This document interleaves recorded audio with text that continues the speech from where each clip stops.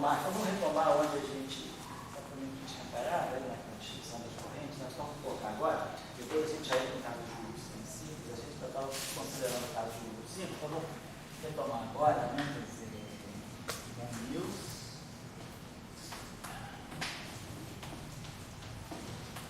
versus matéria.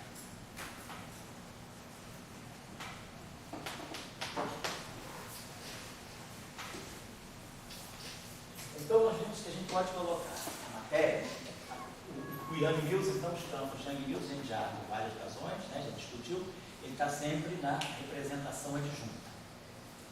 E a matéria, a gente tem liberdade de colocar em alguma outra representação. Muitas vezes a gente coloca na representação fundamental, porque a gente está imaginando que a gente quer um conteúdo mínimo de matéria, né? Tem matéria e conteúdo mínimo, mas a gente pode colocar em princípio em outras representações. Então a matéria pode ser na representação fundamental ou outra. Normalmente a gente toma a matéria na representação fundamental. E aí a gente também, pela nossa discussão do teorema de Meder, já tinha visto que a matéria, sendo colocada numa outra representação, ela se transforma também como uma fase. Então nós vemos que, naturalmente, né, a lei de transformação, né, vou colocar só aqui rapidamente a transformação de Gauge do campo de Yang-Mills, né? Vou colocar em forma de álgebra válida, né? A transformação do campo de Yang-Mills sendo do tipo parâmetro, vou colocar aqui, parâmetro, né?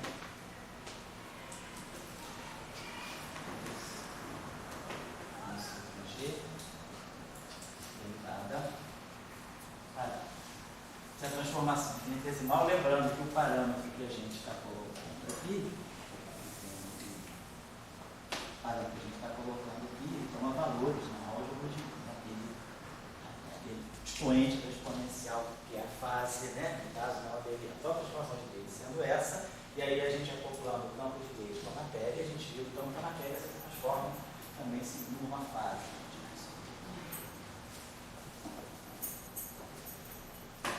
Então, a transformação da matéria vai sob a forma de uma transformação de fase. Então, a gente coloca exponencial.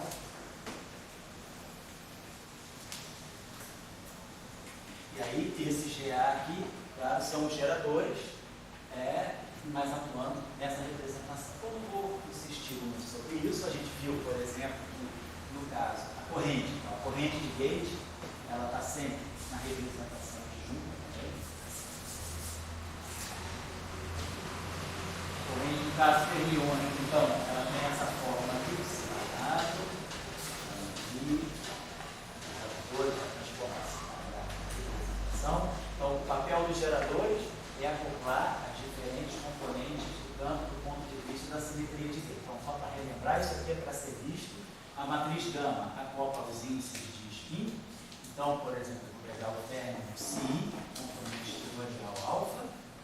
A matriz gama D faz a mistura, né? Faz o acoplamento das componentes de spin. A matriz do grupo faz a representação.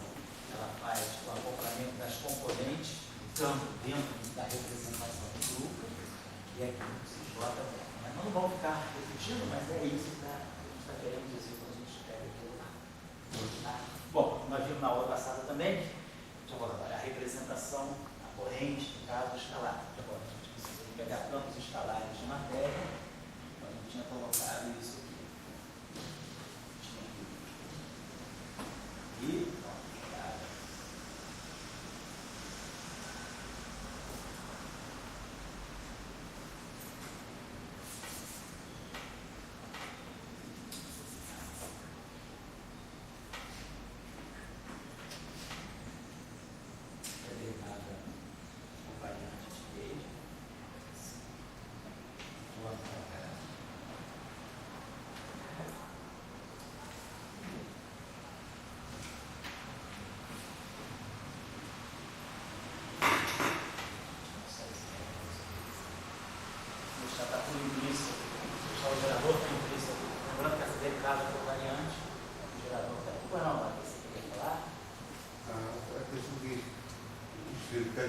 minha apresentação, o outro. Quando você pergunta de matéria, naquele já, você bota numa outra representação fundamental. Você está criando, vamos dizer, uma partícula mais baixa, assim. Sim. Assim, ingrediente, gente fina sobe de elevador, e os outros de escada. Tem alguma coisa assim, quer dizer, no momento que. Tem uma representação e uma outra. Eu estou fazendo uma classe A, uma classe B, essa pergunta. Porque o GA, como você falou em outra aula, ele é uma carga. Uma carga. Então, se eu estou botando no GA, escolhendo botar minha matéria no GA, eu estou botando ele numa carga mais. Tem algumas características, tem algumas coisas que a gente tem que esquecer. Por exemplo, quando a gente muda a representação, a primeira coisa óbvia que a gente está mudando é a dimensionalidade. Então significa que se eu estou colocando uma representação de mais alta dimensão, eu tenho mais componentes no campo de matéria. Então significa que eu tenho mais degenerescência para aquele tipo de matéria. Ou, se por exemplo, tem outros vínculos que eu tenho que ver. Do ponto de vista dos grupos de Lie, a gente tem representações que são reais, representações que não são reais. Então isso aí pode implicar eu, por exemplo, não poder colocar em representações reais, por exemplo, objetos que têm um número leptônico. Então tem vínculos. Eu vou dar, nas nossas atividades de verão, eu vou fazer o curso de grande unificação. Então no curso de grande unificação vai ficar mais claro um pouquinho aonde é que é bom a gente colocar os campos dado uma representação do grupo. Porque tem vínculos que eu tenho que obedecer. Se eu pegar, por exemplo, vamos só para a gente ter uma ideia, no caso de SO3, se eu pegar o grupo SO3, a representação fundamental, que é o triplet, ela não é uma representação real. Se eu pegar a outra representação tridimensional que tem, que é essa aqui, que é essa outra representação tridimensional, que é a chamada 3, ela também tem dimensão 3. Então, ambas têm dimensão 3. Só que essa representação não é equivalente a essa. Então, no caso do SO3, 3 não é equivalente ao 3 estático. No caso do SO2, mas no caso do SO3, não. Então, isso aqui marca uma diferença. Essa representação é eminentemente complexa. Então, eu, por exemplo, não poderia colocar aqui objetos que fossem ferros de Majorana, por exemplo. Então, dependendo do tipo de matéria, eu não poderia colocar. Para matéria que fosse autoconjugada, eu não deveria colocar aqui matéria que fosse autoconjugada de carga. Então, as representações onde você vai colocar, existem vínculos também que você vai obedecer. Mas, claro, que a primeira distinção que a gente faz é o número de componentes. Se eu pegar um triplete de quartos, no caso do SO3 da QCD, isso significa que eu estou dizendo que eu tenho os quartos em 3 estados de cor. Se eu colocar no sextete, eu já estou abrindo a possibilidade de eu ter 6 estados de cor dentro do SO3 de cor. Que aí já é uma outra física. Mas o que significa uma física com 6 estados de cor? Então, a representação, ela está amarrada com a fenomenologia também. Claro que quando a gente constrói uma teoria de Gauge do ponto de vista mais, acadêmico, né? Sem muito vínculo com a realidade fenomenológica, experimental, como a gente vai fazer agora, né? Em alguns casos, a gente serve só para aprender a colocar as coisas, a gente vai escolher representações meio aleatoriamente, mas quando você vai fazer a fenomenologia, por exemplo, quando você vai fazer SO2 único, a gente faz a teoria eletrofrágil. Por que eu coloco o Higgs no dublete? Por que eu não coloco o Higgs no triplete? Por que eu coloco o neutrino e o elétron no dublete e não, por exemplo, poderia colocar no quadruplete? Então, a fenomenologia indica para a gente, se a gente tiver uma fenomenologia prévia, a fenomenologia, do momento que a gente tem a simetria, a fenomenologia indica que representações são mais interessantes. Mas eu te pergunto assim, em termos de plebe, eu estou com uma simetria. Sei. A simetria bota a plebe para representações mais altas, isso? Você pode colocar representações mais altas. Aí, você está falando no sentido sociológico mesmo, que uma plebe ela é completamente neutra, né? Você não conhece, você conhece os ricos, a revista Caras, né? Mas você não conhece a plebe que mora na favela. Então, você bota todo mundo num super favelão de representação alta, ninguém é distinto de ninguém. É uma possibilidade também, né? Você pode pegar uma. Agora, o que você está dizendo quando você coloca uma partícula? Pega SO3 e coloca na representação 15-dimensional de SO3. O que isso aqui poderia estar representando? Claro, tem física que tem, mas ela pode estar completamente fora da fenomenologia, da QCD de corpo, por exemplo. Então, a escolha da representação, em princípio, você pode escolher qualquer representação. A formulação de Young-Mills, ela te dá um procedimento, uma prescrição, para você acoplar campos de Young-Mills a qualquer representação daquele grupo de Young-Mills. Mas, dependendo da representação, você pode estar fazendo uma coisa meramente acadêmica. Então, quais são os exemplos que a gente tem? No caso do SO2, no caso do SO3, eu pego, por exemplo, sempre triplete. Vocês veem que quem está fazendo o curso de Tião, de PCD, vê que vocês estão sempre trabalhando com quartos em triplete. Em nenhum momento se colocou os quartos no sextete. E quem está no octete são os campos blues, com uma representação de junto. Então, essas representações já estão bem fixadas, né? Agora, não significa que você não possa ter em sextete, né? Pode colocar. Qual é a física que você vai fazer com um campo de férmions, por exemplo, um sextete de cores? O que significa isso? Então, a representação fica a critério daquilo que você quer escrever como fenomenologia. Mas tipo de também, o cara que mora no Leblon trabalha na representação fundamental. O cara que mora no Pracinha, na 48. Sei. Agora, a pergunta que tem, cada um vai ter um GA. E esse GA tem uma intensidade, tem um número. Esse número tem algum significado? Oi? Agora eu vou começar a guerra social. Então, olha só. O GA, as matrizes, né, elas são matrizes numéricas. Que a teoria de Gauge coloca de universal é a constante de acoplamento. Então, vou colocar aqui. Quando você vai fazer, quando você coloca aqui, demi, e aqui você vai colocar alguma coisa que está numa certa representação. Então, a gente sabe que a parte, né, normal é aquela coisa, e depois você vai ter aqui que é um crucial. Então, aqui que você vai ver que Leblon e Rocinha são a mesma coisa. I, G, campo de Young-Mills está aqui. O gerador está aqui. O gerador está aqui. E aqui. Isso aqui vai estar atuando nesse campo dessa representação. É claro, esse gerador aqui está nessa mesma representação.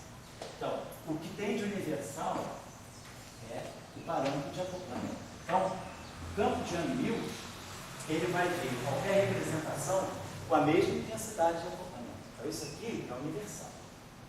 Isso aqui são matrizes, são objetos numéricos. Você pode ter uma carga, a intensidade da interação é a mesma, o que pode estar distinguindo uma coisa da outra, que são pequenos valores numéricos, todos da ordem de 1. A única coisa que está mais em jogo aqui é que se essa representação aqui é mais populosa, esses campos interagem mais entre si. Quer dizer, quando esse índice aqui correr, como você falou, de 1 a 48, uma componente vai estar interagindo com as 48 componentes via Young-Mills e Young-Mills, então promove a interação dela toda. O cara que está no triplete, não. Vai ficar só o triplete interagindo. Mas o que eu diria é que a democracia de Young-Mills, ela está aqui. A constante de acoplamento é a mesma. A intensidade vai estar ligada com aquele número do GA, né? A relação entre o e o Só que o grupo é unitário. Se o grupo é unitário, a gente sabe que qual é a característica de um grupo unitário? Os autovalores têm todos módulo 1. Qualquer grupo unitário, de matriz, os autovalores de matriz unitárias são módulo 1, é uma fase. Então, isso não vai criar um grande disparate. Não é que um cara vai ter uma carga 10 e o outro vai ter uma carga 1. Todo mundo vai ter, vai estar ligado, vai estar em torno da identidade. A única coisa que você faz é espalhar mais a interação. Só isso. Se você olhar as constantes de estrutura, os geradores de Gelman, a gente já botou no quadro aqui aquelas 8 matrizes de lambda, da outra vez eu botei isso. Os valores que comparecem ali são 0, 1, menos 1 e um mísero 2. Se você pegar as matrizes na representação de junta, tudo, raiz de 2, 1, menos 1, então são todos, você não tem um disparate, os valores são sempre da ordem da unidade. A única diferença da representação ser mais ampla ou menos ampla é que você vai ter mais um objeto interagindo com mais pessoas ou com menos pessoas. Agora eu te pergunto, se o campo escalar está falando, você colocou o campo fermiônico morando no Leblon. Tá. Daí o campo lá está morando no Leblon, mas não tem dinheiro. Tá. Daí você bota ele morando numa representação adjunta lá no Flamengo. Sei. O que muda em termos de física se ele estivesse morando no Leblon, no campo escalar? Bom, se ele estivesse morando no Leblon, se ele está na representação adjunta, ele tem uma característica de realidade. Toda representação adjunta é real. Então, ele perde certos números quânticos, por exemplo, ele passa a ser um objeto autoconjugado de carga. Então, a relação entre partícula e antipartícula é uma, que é diferente da representação adjunta. Por exemplo, os quarks estão aqui, os antiquarks estão aqui. Na representação adjunta, não. A partícula e a antipartícula estão na mesma representação. Por isso cria uma diferença. Então, partícula e antipartícula estão no lugar. E quando você está com uma representação real, nem toda representação é real. Você pode, por exemplo, pegar a representação 10 de SO3, né? A representação 10 de SO3 não é real.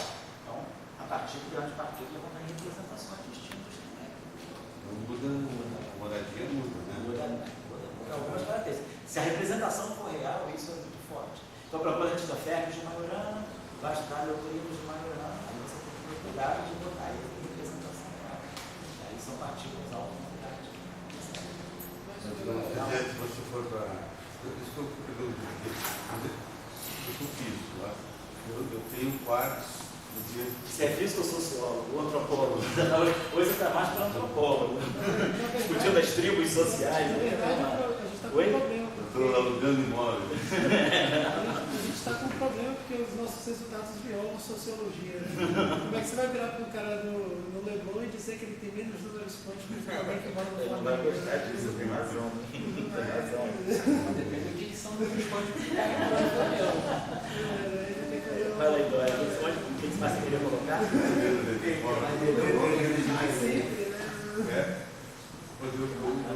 Eu sei que os quartos têm 3 cores, descoberto 3 cores de quartos, mas eu quero que não, tem quartos escalares também, com 3 cores. Pode colocar, claro. Sim. A supersimétrica, exceder supersimétrica, ela bota 4. Mas a gente tem que eu gosto muito de botar o quarto como escalar na representação junta, né? Aqui se vê, gosto muito de botar o quarto escalar na representação de junta. Pode ser. Qual é o intuito de colocar o quarto escalar na representação de junto? Será que é para alguma coisa com quebra de simetria? Será? Não sei. Eu nunca, na minha época, eu via naqueles ali, aquelas coisas, eu nunca entendi muito, por isso que eu estou perguntando, quer dizer, você botou ele para morar lá na Bahia, ele já não vai ter o mesmo número quântico, entende? Não é. Isso é um ponto importante para quem está no Câmara, porque... Não, é a escolha da representação. Quando nós falamos agora dos grupos semicírculos, eu não vou, quando a gente for falar agora da construção de Young-Mills semicírculo, eu não vou falar disso exatamente, vai ficar totalmente claro isso que você está colocando, mas a gente já vai ter uma noção melhor da distinção das representações. Eu vou colocar um campo, nós vamos daqui a pouco fazer um exemplo, em que um campo, para uma simetria ele está na representação adjunta, mas para outra simetria ele está na representação fundamental. Nós vamos pegar campos que tem essa duplicidade de representação. Para uma simetria ele pode estar na fundamental, para outra na fundamental, para outra na adjunta, para outra ele pode ser neutro, ele pode não estar em representação nenhuma.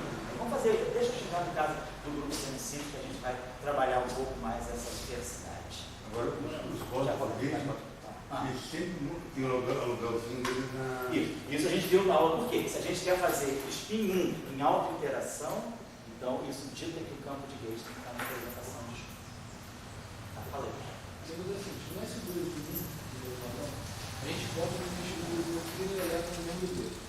Só que eles são, a luminescência deles é no máximo em massa, porque você não antes da componente de simetria. Isso. Então eles têm cargas diferentes e eles são componentes de isospin diferentes. Isso.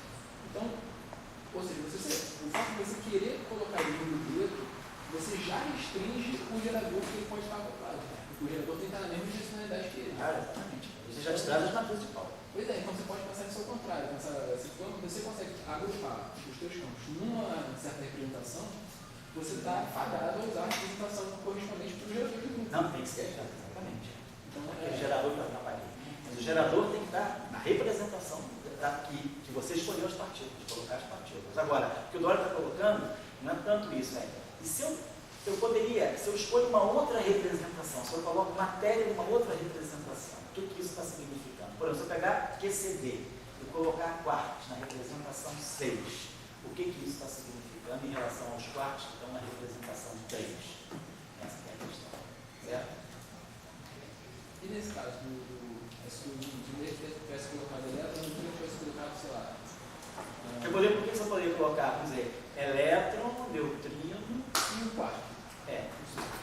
Que é curto. Não sabia isso. Não, SO5 faz isso. Quando você faz grande unificação, a unificação já é maior ainda. Você não distingue mais entre quartos e elétrons. Acho que o 331 já faz isso. Você já coloca quartos e elétrons no mesmo multiplex. Então você tem uma representação 5-dimensional de SO5 com quartos e elétrons. Então, a mudança de representação, ela está muito associada com a física. Porque tudo está associado com a física. O grupo, a simetria, ela está associada com a física. Que tipo de física? Então, vamos dizer, duas coisas estão em jogo. Uma é a simetria, outra é a representação. Vamos colocar essa discussão, como a Dória falou, para quem está chegando, é uma discussão que nem sempre é óbvia. Porque senão fica tudo muito pragmático, né? Fica um processo. Eu não quero também transformar o curso de Anguil num curso de receita de culinária. Senão a Ana Maria Braga dá esse curso melhor do que eu. Porque senão o cara acaba. Então, vamos começar a discutir as coisas mais fundamentais, né? Que são o que é a simetria e o que é a representação. E quando a gente está colocando em jogo, vamos colocar a representação irredutível.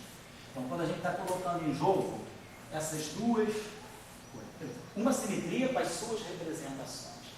Aonde é que a física está mais presente? Se é que tá. Então, quando eu escolho a simetria, quando eu digo a simetria é SO2. No caso da briga que houve, né? Quando Gelman levou a melhor, escolhendo a simetria SO3 de 60, a briga que tinha era, será que a simetria das interações fortes é SO3? É SO5? É SP4? É G2? Havia uma série de grupos de candidatos, todos estavam indicando bem para a simetria do espectro hadrônico. Então podia ser, só para colocar aqui um pouquinho só os nomes do grupo, né? Então, SO3, que acabou sendo o que prevaleceu, estou falando de simetria de Flavor, não é de cor, não é QCD ainda não. É a classificação do espectro hadrônico, que a gente chama de Eightfold Array. SO3, SP4, que é um grupo simplético, 4-dimensional, SO5, e um grupo excepcional chamado G2. O que está em jogo quando eu estou escolhendo? O grupo é algo, claro, mais geral do que a representação. Tem um grupo, e dentro daquele grupo eu posso ter as possíveis representações daquele grupo. Então, como a gente já colocou já nas aulas precedentes, o campo de gauge, ele carrega o núcleo quântico do grupo, o gerador. Então, ele está muito mais dentro da simetria do que o campo de matéria. O campo de matéria é mais periférico. Ele está na representação, que é uma segunda instância do grupo. Então, a simetria, a física, está muito ligada com a escolha da simetria. A física mais fundamental, né? O que é mais importante de uma dada interação, ela está ligada com a simetria. Então, vamos pegar uma interação. Então, você tem uma interação na natureza.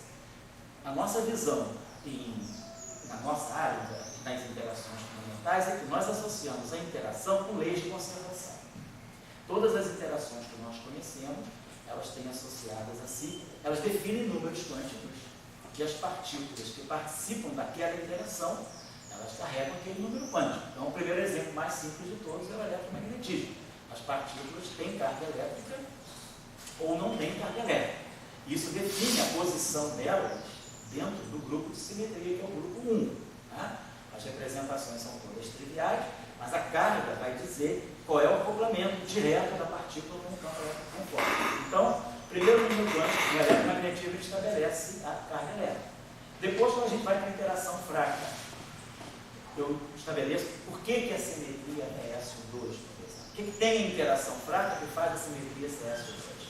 O que tem a interação forte de sabor, não estou falando da cor, da QCD, não, interação forte de sabor, a classificação do espectro hadrônico, que ele coloca uma simetria, por exemplo, começou com SO3, hoje a gente sabe que nem é mais SO3, já tem charme, SO4, a coisa evoluiu. E depois, por que a interação forte, a QCD, me coloca o SO3 de cor? Então a simetria, ela vai escolher o grupo. Ela está associada, não aparece aqui. Então, no final da década de 50, início da década de 60, a disputa estava aqui. Então, Gell-Mann acabou apostando no grupo SO3, ele fez toda uma física baseada no SO3, que acabou se chamando Eightfold Wave, e esse Eightfold Wave é o que a gente chama de física de saber.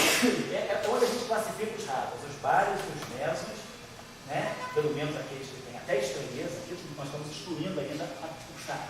Então, isso aqui é pré-74. Então, pré-74, os raros, os bares e os mesons, né? São classificados segundo representações de SO3. Então, aparecem os quartos na representação 3, os antiquartos na representação 3 está. Nós temos um octete, onde está o próprio, o octete de bários, temos o octete de mesons, temos um decuplete também de bários, temos um outro octete de mesons. Então, é tudo 8. 8, por isso que se chama Eightfold Wave. Esse grupo, a primeira multiplicidade dele é 8, mas também aparece 10. Representação 10 foi a representação que deu mais notoriedade ao SO3 de Gell-Mann, porque Gell-Mann previu que a representação, uma das representações que se pensava ser 8, ele previu, não, vai ser 10, e ele previu partícula nova através da ideia do SO3, e a partícula foi descoberta e fechou o decuplete. Então, por que SO3? Por que não foi o SO4 ou o SO5, 8? O ômega mesmo. O ômega mesmo. Então, isso aqui. Então, a simetria, vamos colocar aqui, ela é um grupo.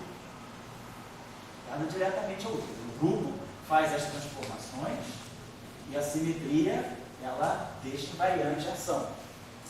E o que o grupo tem? O que caracteriza um grupo de Lie? Né? Uma das características do grupo de Lie, número de geradores. Né? Então, o grupo ele vai ser caracterizado por uma certa dimensão, que no fundo é o número de geradores, ou o número de parâmetros que identificam esse grupo. E depois, o número de operadores de Casimir. Então, vamos chamar aqui, o número de geradores mutuamente comutantes.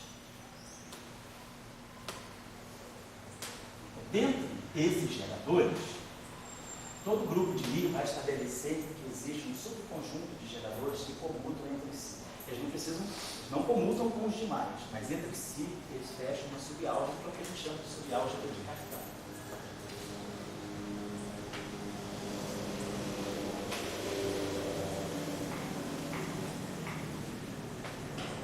Eu vou falar para vocês, hoje chegou a biblioteca, me passou, eu tinha encomendado em junho um livro muito bom que saiu de teoria de grupo novo, de grupos, Symmetries and Fuchs, e ele chegou, está comigo, estou dando uma olhada nele melhor, eu só conhecia ele pela chamada da internet. Aí a gente encomendou, ele é muito bom, ele é bem moderno, bem bom. Depois eu vou deixar, semana que vem eu deixo na biblioteca, quem quiser pegar o livro para começar a acariciar, pode pegar, tá bom? Como é que é o nome, senhor? Lie Groups, Symmetries, o autor é Fuchs. Depois eu estava na minha sala, no intervalo eu trago para vocês. É FIUCHS ou é FIUCHS? CHS? Não é o professor nome, não. E o nome é Fuchs com X, né? É, esse é CHS. Então, essa subálgebra de Cartan, ela me dá o número de geradores que comutam entre si. O que significa o número de geradores que comutam entre si? Geradores que são hermitianos, então eles estão associados a objetos, né, cargas, que podem ser medidas simultaneamente, não tem relação de incerteza entre elas. Então eu posso classificar os meus estados físicos pelos números quânticos associados a esses geradores. Eles podem ser usados para formar, né, aquilo que a gente chama de um conjunto maximamente comutante, e os estados físicos são classificados, são rotulados por números quânticos desses operadores. Então eu tenho aqui cargas conservadas que definem a interação. Então, por exemplo, no caso de interação SO3 de Gell-Mann, a hipercarga forte e a estranheza. Então, são dois números quânticos que aparecem, o isospin e a estranheza. Então, as interações, elas definem números quânticos. Pelo número de números, porque isso aí é uma coisa que, se a gente pensar, a gente vai olhar primeiro fenomenologicamente. Se a gente percebe uma interação experimentalmente e quer fazer uma teoria, né, para essa interação, o que eu trago da experiência é as leis de conservação que essa interação me dá. Conhecendo as leis de conservação, eu já tenho uma primeira indicação de quais grupos eu poderia ter. Depois, uma segunda indicação é os objetos que participam desse tipo de interação, ou seja, as partículas, qual é a relação de massa entre elas? Eu tenho, por exemplo, grupos de partículas com massas muito próximas, com que degenerescência? Eu tenho, por exemplo, 10 partículas de massas próximas, ou eu tenho 15, ou eu tenho 6. Então, o grupo, o número de geradores duplamente comutantes, ou seja, a dimensão da subálgebra de Cartan, ela me dá o número, os números quânticos da interação. Ela me dá os números quânticos. Eu vou saber, essa interação, ela se baseia em leis de conservação de tais e tais números quânticos. Agora, em seguida, isso me define o grupo. Se eu tenho um grupo com 2 números quânticos, pode ser SO3, pode ser SO4, pode ser SO5, pode ser SP4, pode ser G2, pode ser SO2 vezes SO2. Então, a coisa ainda fica muito indefinida. Eu começo a fechar, mas ainda fica muito indefinida. Eu tenho que partir para uma outra análise, que é... Por que os números quânticos da subálgebra de Cartan definem uma interação com o grupo todo? Porque, para mim, definiria só no pessoal, os autostáticos que a base que expandem, faz o expande do grupo da subálgebra. Certo. Porque a subálgebra de Cartan, ela é uma propriedade do grupo. O que você espera, se aquele grupo está associado a uma interação, que as partículas que sofrem aquela interação, elas respeitem essas leis de conservação. Então é uma coisa que independe de qualquer partícula, qualquer interação, qualquer reação, qualquer processo físico envolvendo essa interação, ela deve respeitar essas leis de conservação, independentemente das partículas. Então isso é uma propriedade do grupo e não da representação. Oi? A galera fica muito cara. Agora, na época do Guilherme, eles já sabiam Eles sabiam do estranheza, que já era da década de 50, quer dizer, quando o Guelma recolheu toda a fenomenologia e concluiu que era o SO3, ele conhecia muito bem a estranheza e conhecia muito bem os espinhos isotópicos. O trabalho, por exemplo, do Yang Mills, de 54, é feito com espinhos isotópicos. Então, o feito do Yang Mills para a simetria local é com SO2. Então, naquela época, que tinha espinho isotópico. Com o aparecimento da hipercarga, ou da estranheza, você escolhe o que você quer, mas com o aparecimento da estranheza, a gente se viu já que o grupo não podia ser SO2, porque SO2 só dá conta de um número quântico.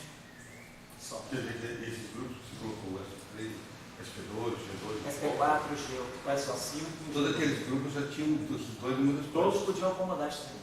E agora a gente faz a pergunta para você, como é que eles distribuíram? E aí, pois é, aí como é que você vai começar? Aí você começou a olhar para o espectro hadrônico. Aí você começou a olhar, tem próton e nêutron, massas muito próximas.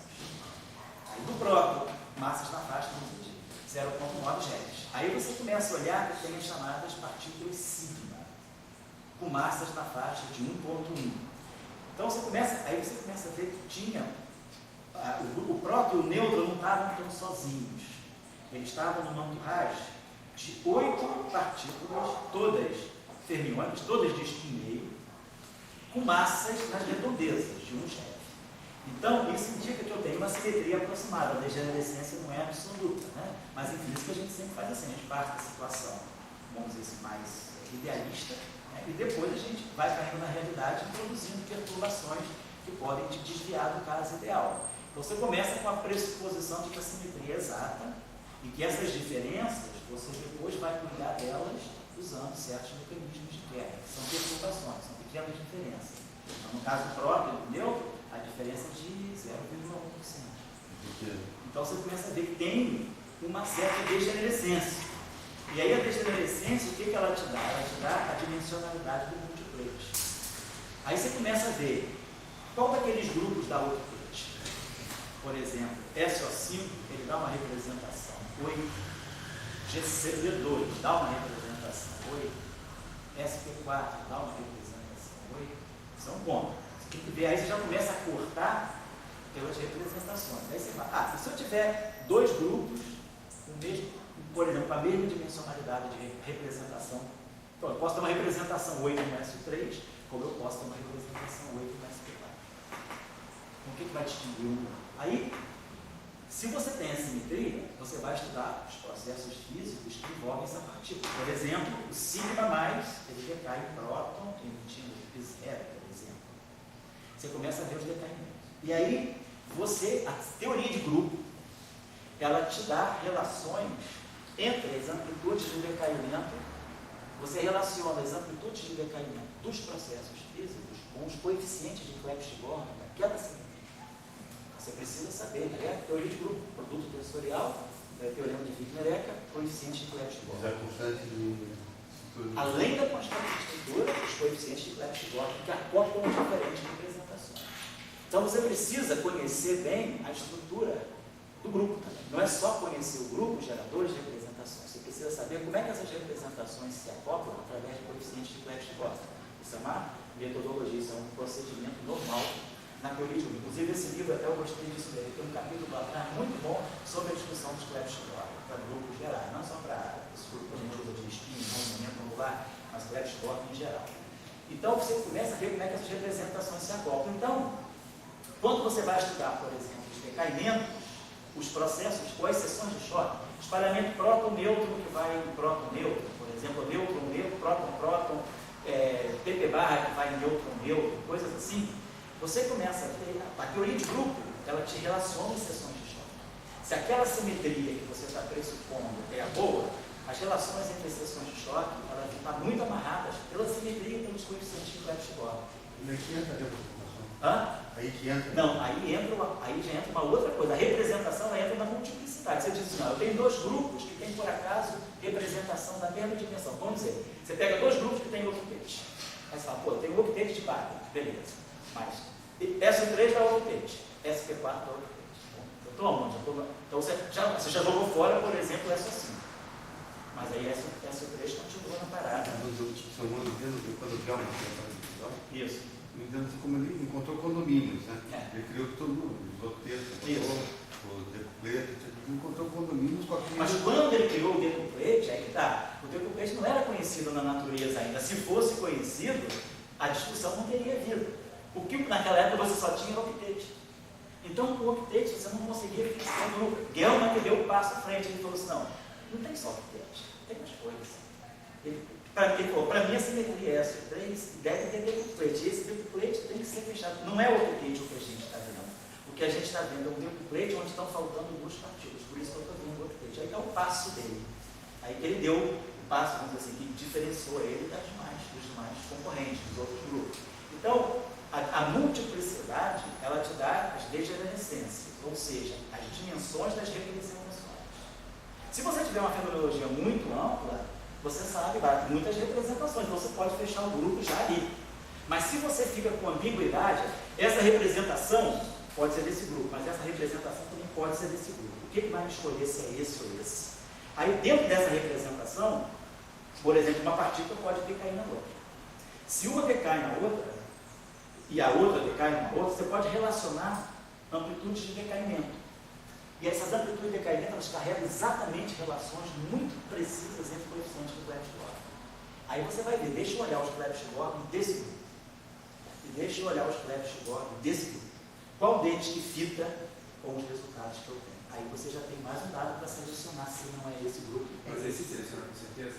Basta isso? Basta essa Se seleção? você tiver, se você tiver. Aí você, claro, tem que mais fazer previsão. Tira a razão do Você tira razões.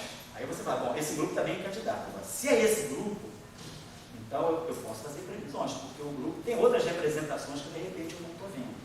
Aí você fala, beleza, se está tudo acontecendo dentro do octete, esse grupo permite um decuplete. Então deve aparecer um decuplete na natureza também. E aí você vai ver se as suas previsões começam a bater.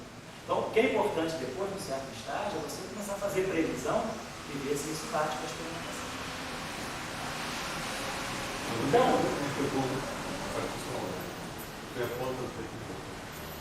vai falar com o problema. Ele não pegou, ele tinha pegado, eu tocou o grupo quântico de estranheza, Tá. e ele fez 13 de estranheza. Ele foi aumentando o pirâmide lá com a estranheza.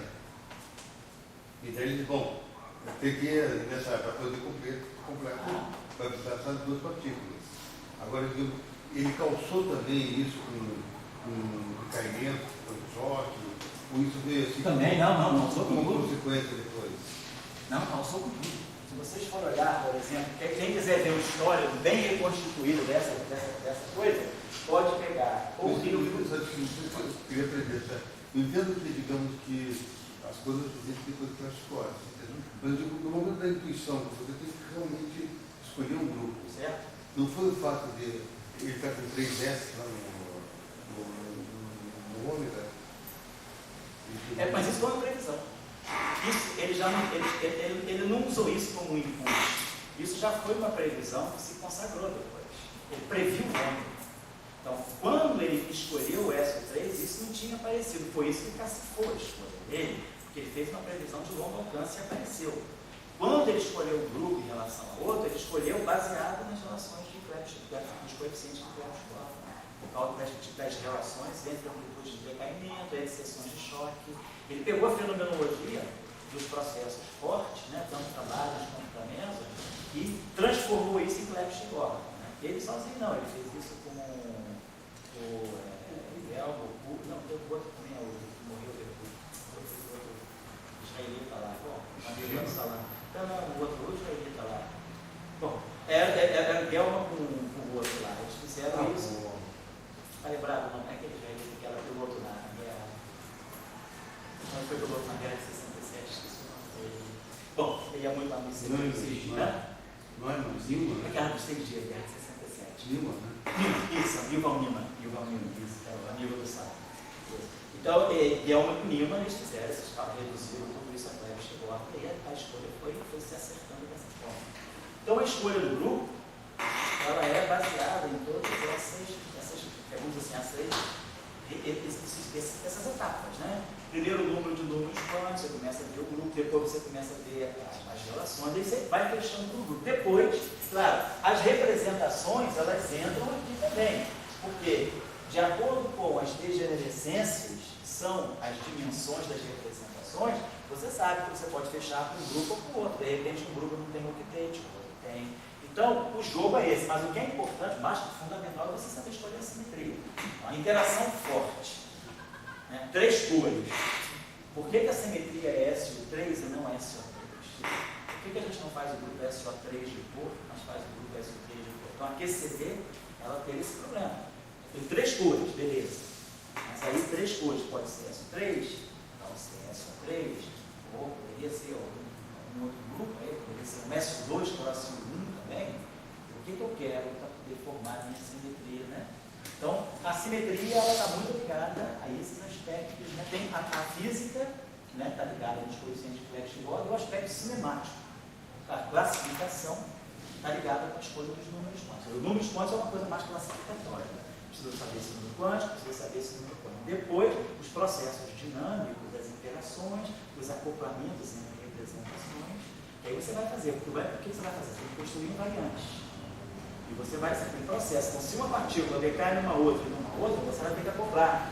Você vai ter que produzir um termo de interação, uma constante de acoplamento, uma representação, acoplada a outra representação, por exemplo, acoplada a outra representação. Então, o que você vai fazer? Produto tensorial de representações, para ver se daqui sai um simplete. O que é o simplete? O simplete é o objeto invariante. Você tem que acoplar representações para tirar um invariante. Quando você acopla representações, essas representações, elas guardam esses produtos tensoriais e eles têm um coeficiente de Clebsch-Gorlin com essa terceira. Então, tem uma álgebra de coeficiente de Clebsch-Gorlin que entra aqui. Então, nos processos, assim, na hora que você vai colocar a dinâmica, aqui é cinemática, é só a classificação das partículas. Elas estão em tais múltipletes, com tais números quânticos. Depois elas começam a interagir. A interação são termos na ação, invariantes daquela simetria. Então, a simetria está aqui, isso aqui tem que ser um invariante, e eu vou acoplar essas representações para formar invariante. E essa representação vai descrever, por exemplo, o decaimento de uma partícula A, por exemplo, uma partícula B vai C. Isso está escrito aqui. Essa representação se acopla com essa, e os coeficientes de Clebsch-Gorlin aqui, eles vão estar ligados à amplitude do decaimento aqui. Se relaciona a física do decaimento com os Clebsch-Gorlin, as representações que são acopladas para formar um invariante. Mas isso pode ser a parte final. Não, essa é parte do trabalho. Você ainda está escolhendo o grupo. Se você observar esse Já decaimento, escolheu a representação. já escolhe a representação, claro. Eu digo Mas isso. aí essa representação pode estar num grupo ou no outro. Esse decaimento, ele tem uma amplitude precisa que vai ficar compatível ou não com os cleptogônicos que você colocar aqui. Se é um grupo ou se é outro, isso aqui é diferente. Significa que você escolhe o grupo. Do grupo você escolhe a representação e da representação você gera as invariantes. Isso. E daí você estuda as reações. Né? Isso, mas para você, antes de você chegar a isso, você escolhe o grupo ou os grupos. Em princípio, você pode ficar com 2 grupos de candidatos, 3 grupos de candidatos.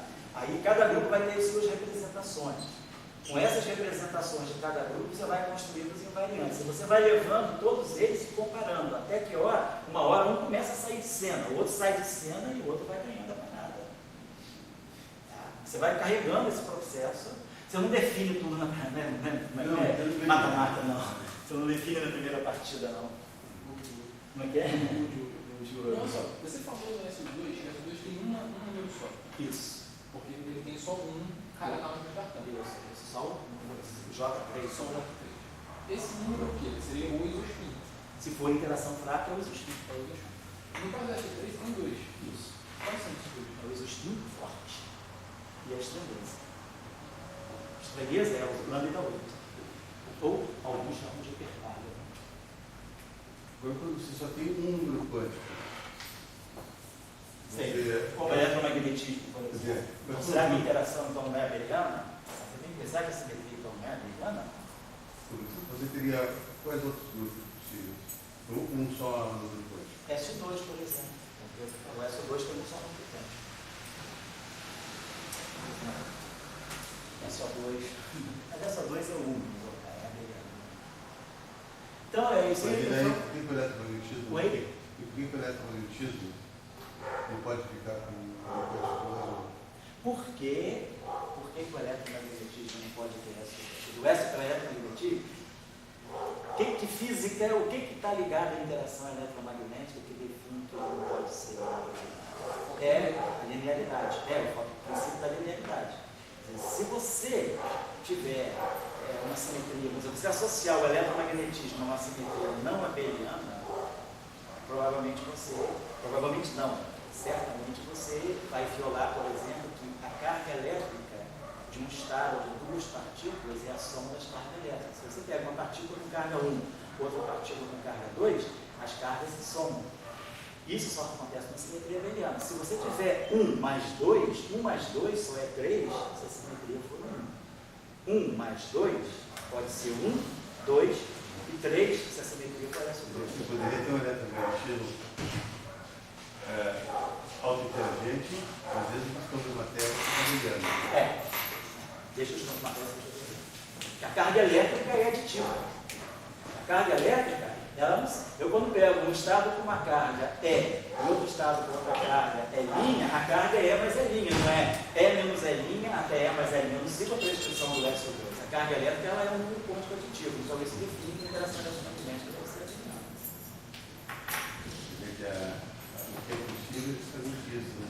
Você ter auto-interação, mas desde que o campo de matéria. Desde que o campo de matéria ele mostra o caráter abeliano. Tá, essa discussão é importante, ela não fica muito clara, assim, que é uma discussão mais, vamos dizer, de palavra, né? Mas se vocês quiserem ler um lugarzinho, eu acho que um lugar onde está boa essa discussão, é o livro do von der Gerard.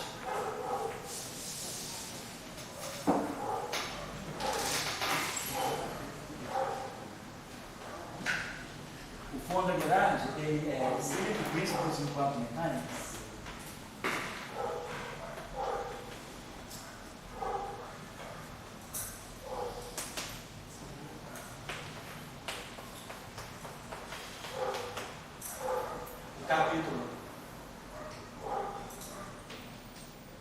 Capítulo 4.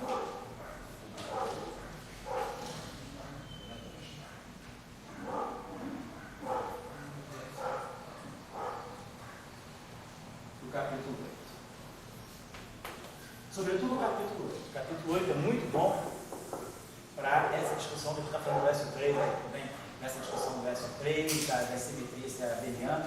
E o capítulo 4 é muito bom porque ele também discute como encontrar grupos de simetria com um certo tipo de sistema físico ou com um certo tipo de interação.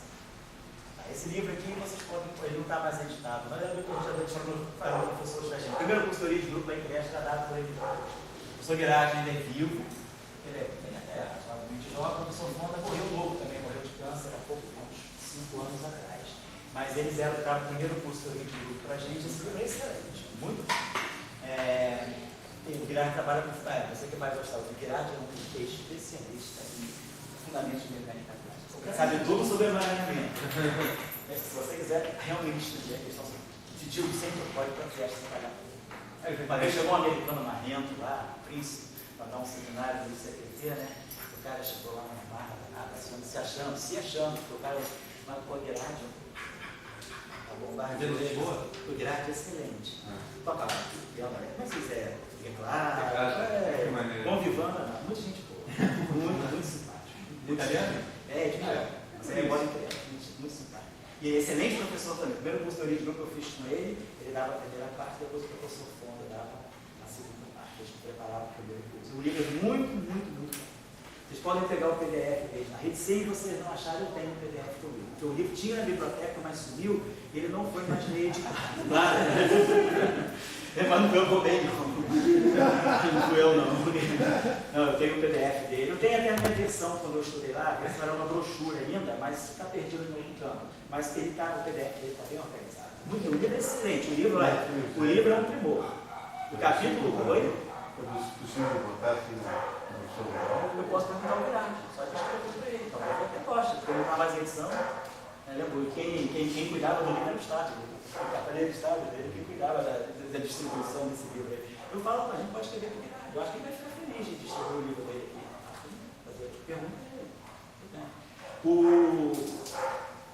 O capítulo 1 desse livro é uma harmonia. Se vocês quiserem entender tudo sobre como é que a simetria entra na mecânica quântica, qual é a relação entre mecânica quântica e simetria, está no capítulo 1. No capítulo 2, leis de conservação.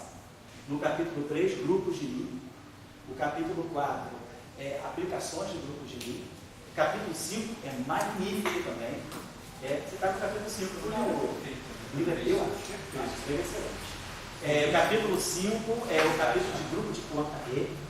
Não tem lugar melhor. Para mim, o lugar melhor onde está o grupo de Poincaré. O capítulo 6, grupos dinâmicos. O capítulo 7, toda a formulação teórica das teorias quânticas de campo, com base nesse livro. E o capítulo 8, aplicação à física radical. Esse livro eu sei todo que a gente tinha, o primeiro exame que a gente fazia na CIS era esse livro aí. Então a gente tinha que saber esse livro bem sabidinho mesmo. E ele é muito bom, muito bem escrito, mas é um livro denso.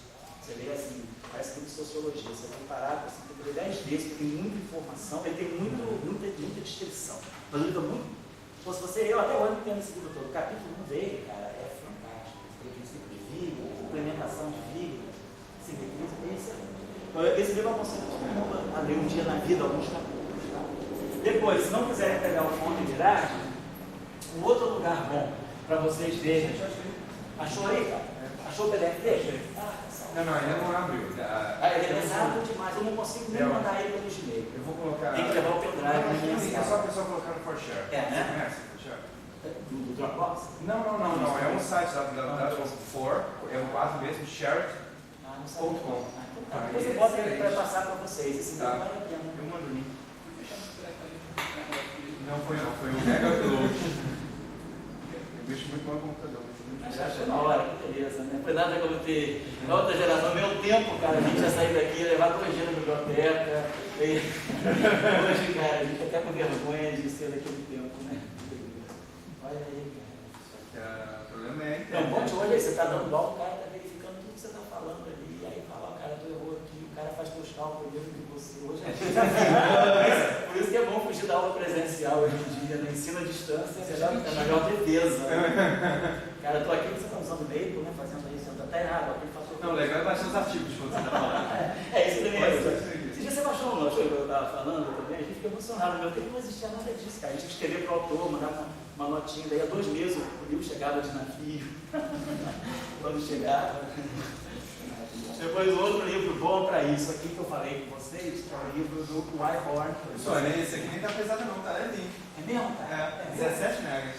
É mesmo? Não, tá pesado, né? Mas o meu é pesadão, porque o meu não consigo nem mandar pelos meios, tem que passar. Manda agora. Você tem um grupo todo aí, não tem? Tem aquela lista de todo mundo? Tem. Manda agora. Depois eu mandei o artigo teu aí pro Vou pessoal. mandar pra todo mundo, mexe o dedo. Whiteborn, vocês têm aqui também, que é Classical Groups for Physicists, né? Esse livro também é bom. Não baixou aí. Tá baixando.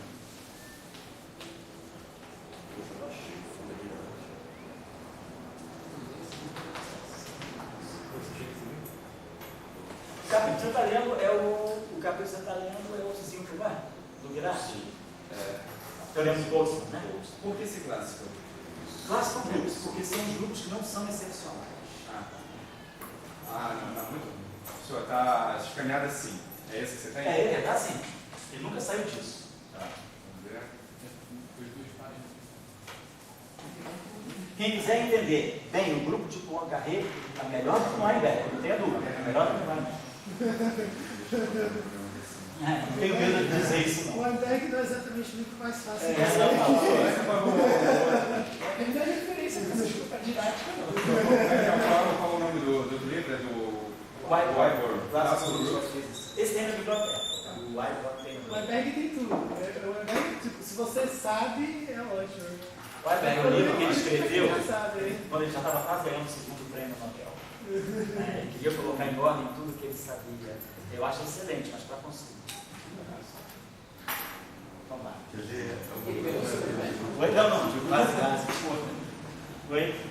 da teoria de grupo, você então, a simetria, no caso do eletromagnetismo, tem que ser o campo abeliano. Os campos magnéticos, se é que a carga elétrica é aditiva.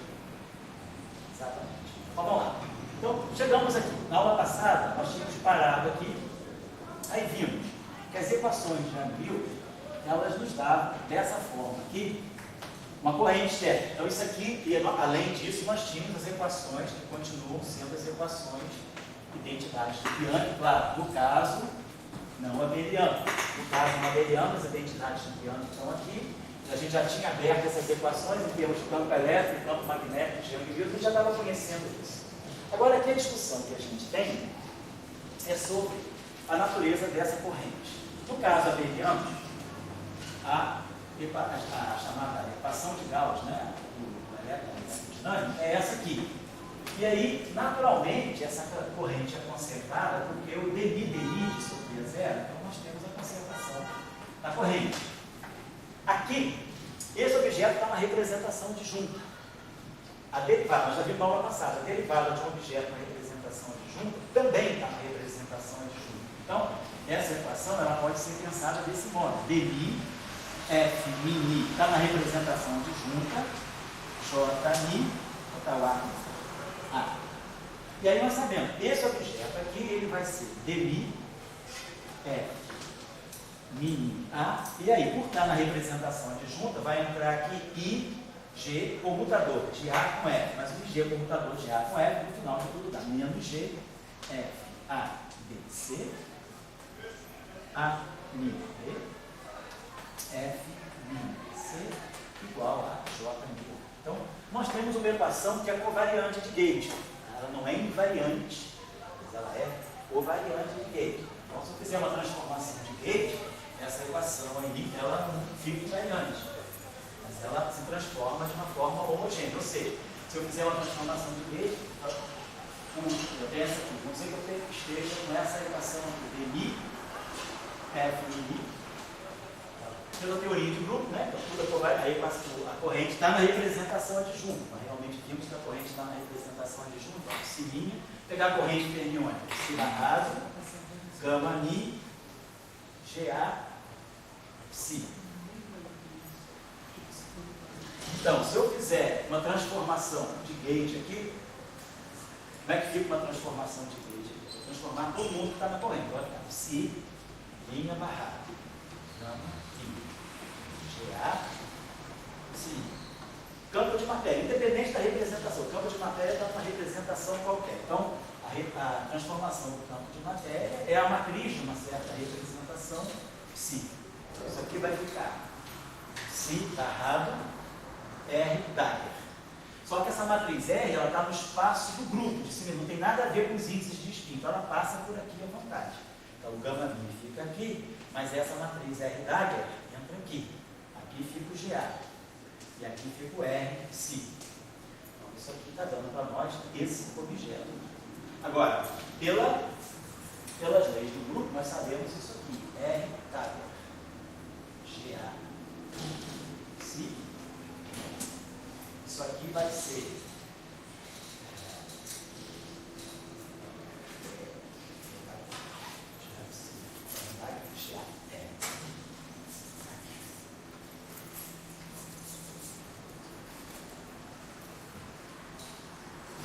vai ficar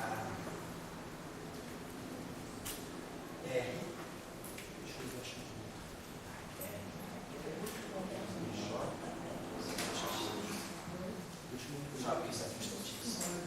R larga é R menos 1, a transformação de unidades, então tem isso aqui. R é menos 1 e J, GA, J capa, R capa L. Isso aqui está me dando aqui, isso aqui me dá R.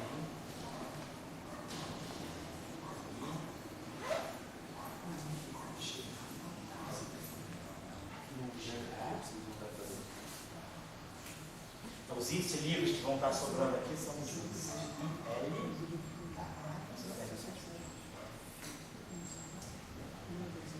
Aqui vou botar uma outra letra aqui, mais índice. SAB, GV e E.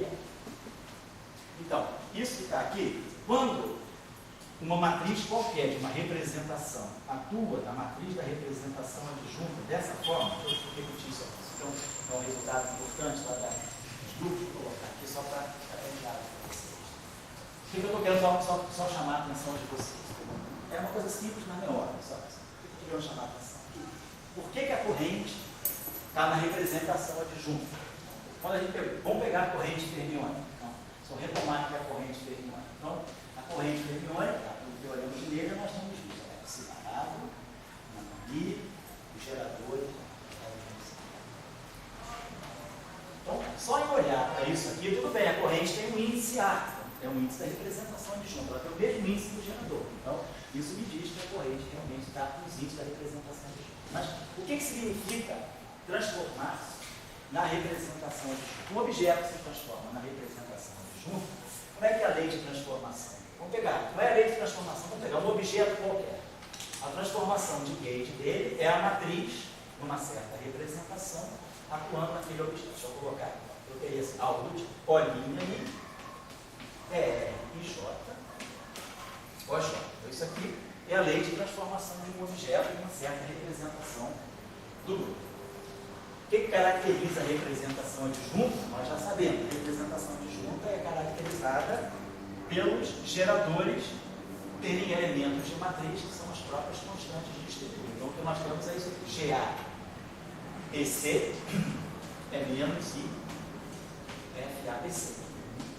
A representação adjunta é caracterizada por esses elementos de matriz. As matrizes GA, todos os geradores, a dimensionalidade coincide com o número de geradores. Então, no caso de SU3, eu tenho 8 geradores e os 8 geradores são 8 por 8. Então, essa é a característica da representação adjunta. Os elementos de matriz são as próprias constantes de estrutura do grupo. A gente já tinha mostrado nas 3 aulas atrás.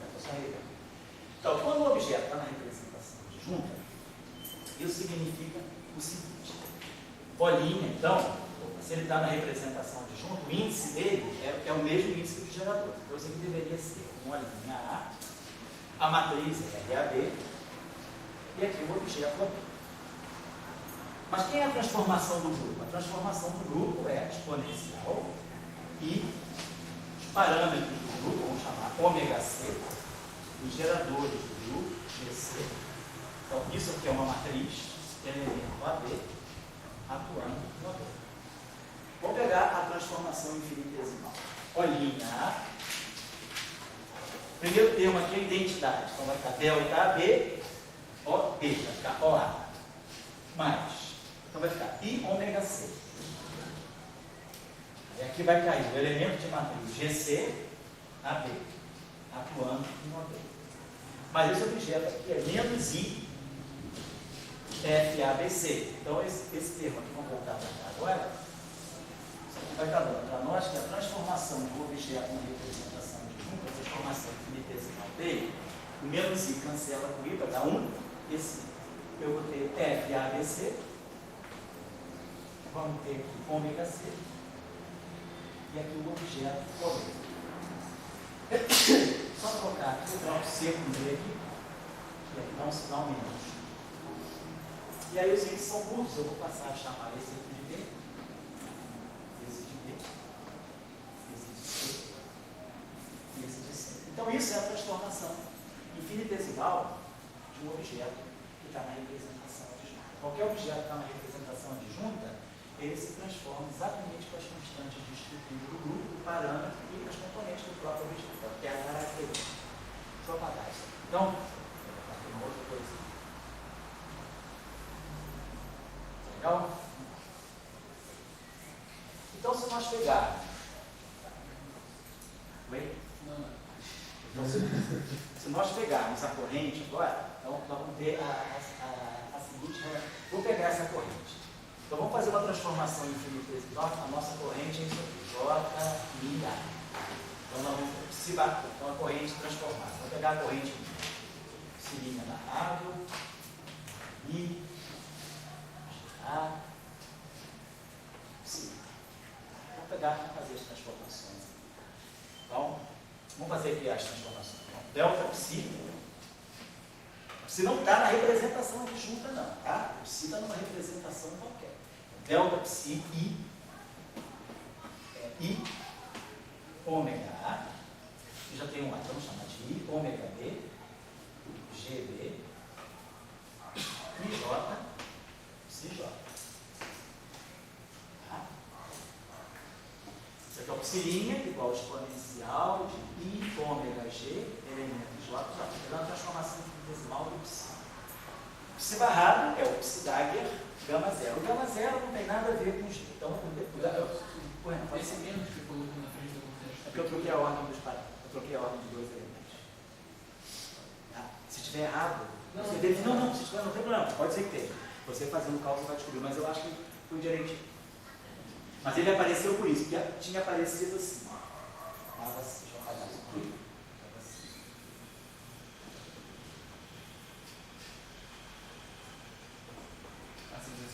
Estava assim, na verdade apareceu assim. Aí eu falei, veio assim, eu falei, isso aqui tinha um menos I com I que dava 1, então ficava isso. Aí eu falei assim, troca o C com B aqui e bota o sinal menos. Aí esse C depois vira B.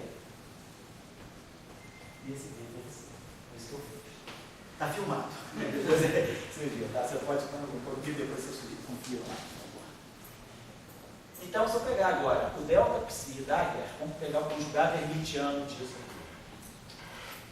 Então, delta, só para ficar mais conciso também, depois a gente abre agora hermitiano. Delta psi, vamos colocar. Delta psi é I ômega B, vamos esquecer os Is. GB psi. Então, delta psi Dagger.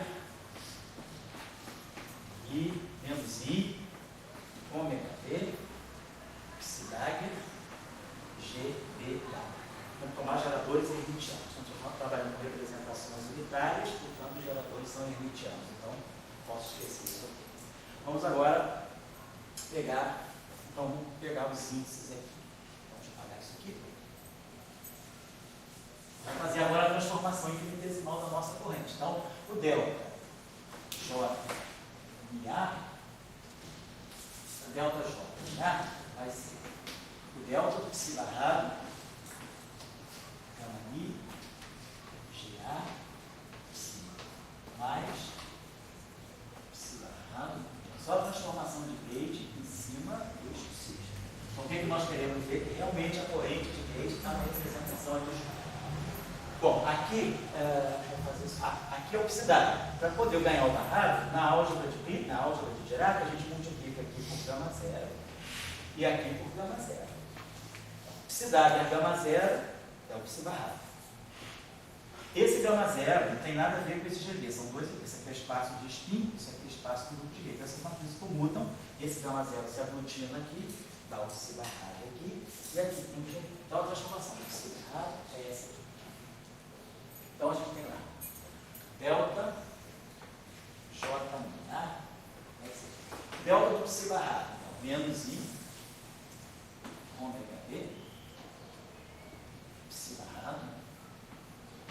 Deixa o gama min para cá e bota o GV já junto com o GA. Aí chega até no GA, não pode passar. E agora vamos pegar o delta psi. Vai ficar delta psi mais I. Deixar o ômega B para fora, é o parâmetro, né? Então vai ficar psi barrado, gama min, GA. E aí o delta psi é ômega B, GB.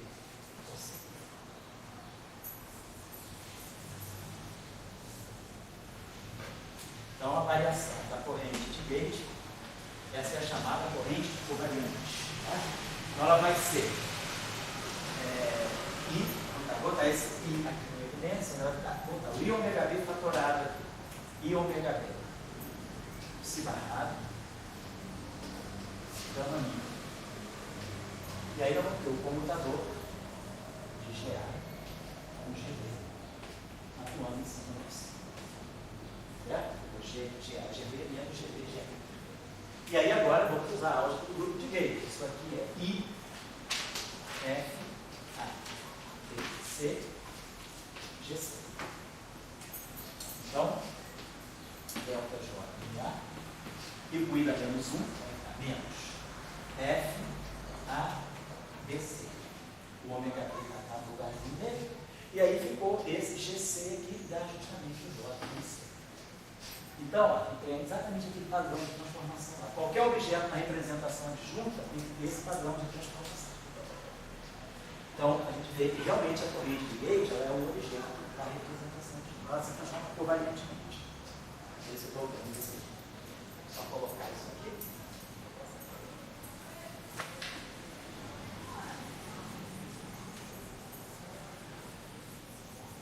Eu não vou insistir muito nisso, acho que isso é importante só na primeira etapa para levantar uma discussão. Depois vocês podem aprofundar isso mais sozinhos. Eu vou deixar uma tarefa para vocês fazerem, para vocês aprofundarem isso. Mas é só porque a gente está interessado em ver a covariância, que agora na teoria de gauge tem duas correntes que vão entrar em jogo. No caso abeliano, essa distinção não tem.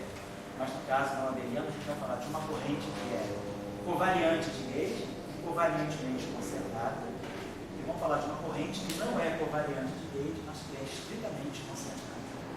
E essa discussão nos procede da gravitação, que a gente vai chamar essa atenção aqui, que é a discussão do que é o tensor de energia no momento da gravitação. Tensor de energia no momento covariante, estrito, tem essa discussão aqui.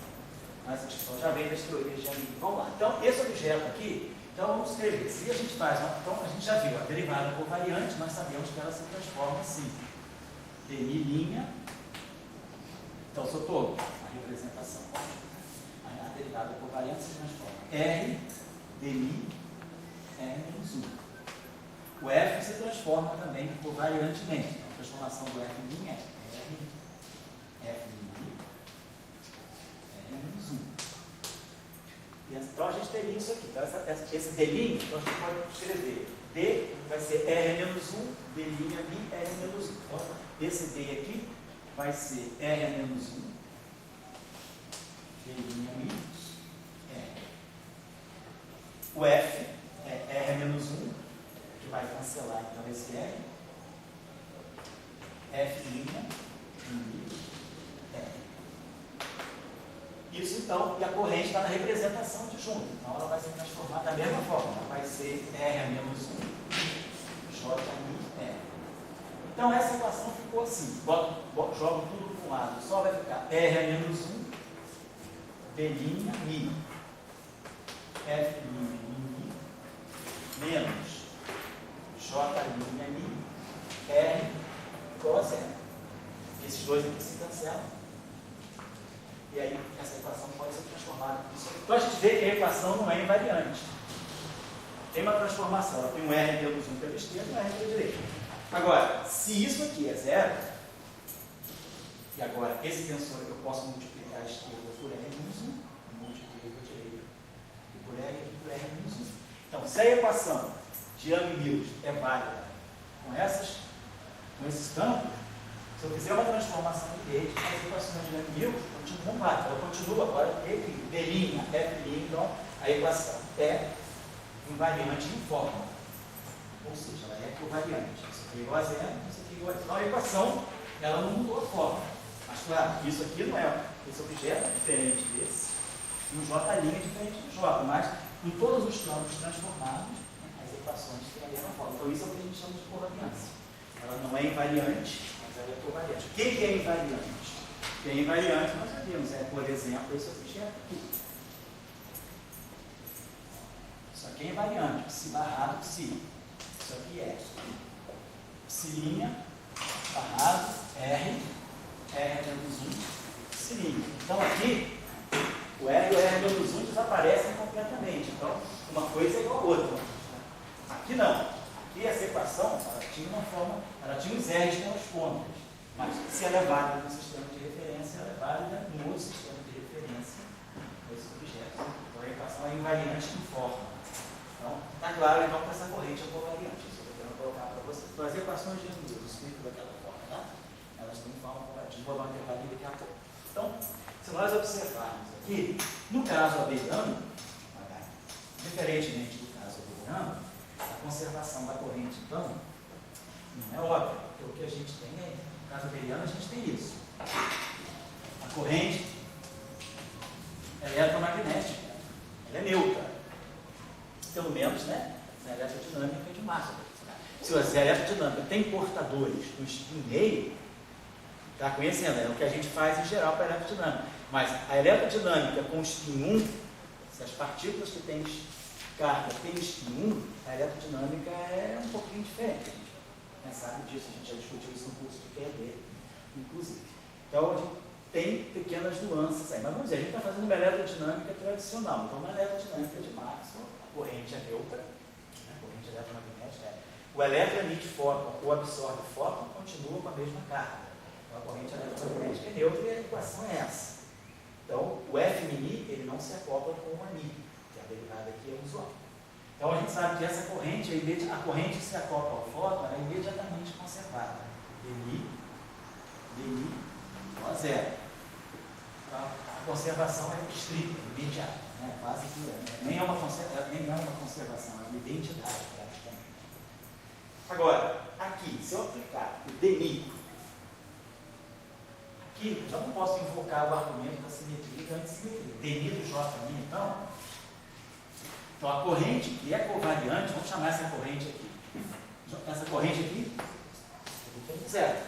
Se eu aplicar Dni, errou de Ni aqui, errou de Ni aqui, essa corrente é covariante, é aquela corrente lá. No caso fermiônico, é aquela corrente. Ela não é mais conservada, dessa forma. Agora a pergunta é, bom, beleza, mas ela está na representação adjunta. Então o objeto que está na representação adjunta, portanto é covariante, ele não pode estar sujeito àquela derivada. A derivada que tem que atuar nele é a derivada covariante. Porque eu deveria ter isso aqui, Dni, está ali. Essa corrente aqui é a nossa corrente. A pergunta é, e isso aqui? Zero. Esperaria, que deveria, mas a gente tem que olhar o lado distinto da equação. Então, vamos lá. Então a gente tem o seguinte, nosso problema é esse. Nós temos essa equação aqui, Dni, F' igual a J'. Suponhamos que a gente aplique, então, a derivada covariante a ambos os lados dessa equação.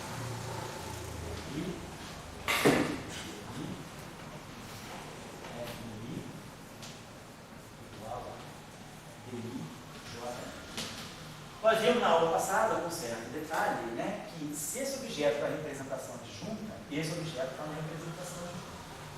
Se a derivada covariante age no ciclo de um objeto que está na representação adjunta, o resultado também está na representação adjunta. Então, no final do dia, isso tudo aqui está na representação adjunta, e claro que esse lado também. Isso aqui está na representação adjunta com a derivada covariante dele.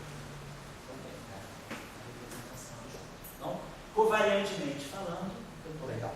Estou fazendo uma quebra de nada, de covariância, estou dentro, respeitando o formalismo tensorial de Leite. Agora, como é que essas derivadas aqui atuam? Então, a gente já lembrou, a gente sabe que quando o objeto está na representação adjunta, o campo de Gauge, ele não entra multiplicativamente, ele entra pelo computador. Então, como esse objeto está na adjunta e esse está na adjunta, esse todo está na adjunta. Então, essa derivada da esquerda, ela vai ser dmi atuando em dmi fi mais ig comutador da mi atuando em dmi fi. Então, estou só trabalhando do lado esquerdo dessa equação. Vou trabalhar isso aqui. Trabalhar isso aqui só. Então, primeira derivada mais externa, ela atua adjuntamente. Né? Agora vamos abrindo isso aqui. Agora, essa derivada, por sua vez, também está atuando em alguém da representação adjunta. Então, o primeiro termo que vai aparecer aqui é o dmi, do f mi. Agora eu estou em casa. Isso é antissimétrico. Isso é simétrico. Esse termo eu sei que vai dar certo. Mas aqui a gente vai ter que ter cuidado. Aqui eu vou ter mais o dmi. Apareceu aqui um IG. Mas esse dmi aqui